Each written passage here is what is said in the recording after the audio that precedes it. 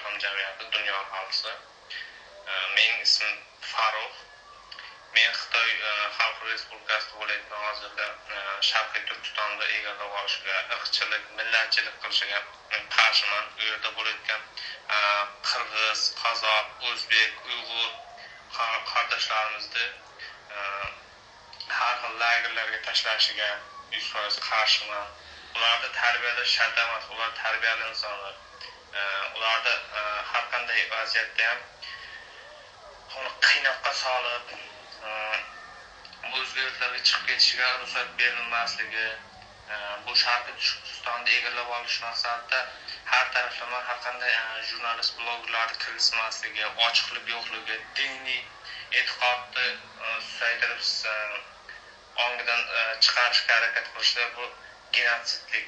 Bu Sharqiy Turkistonda faqat Uyg'urlar, turkiy xalqlar yashab kelgan oldinda va bundan keyin ham shunday bo'ladi. Bu murojaatim Xitoy Xalq Respublikasi rahbarlariga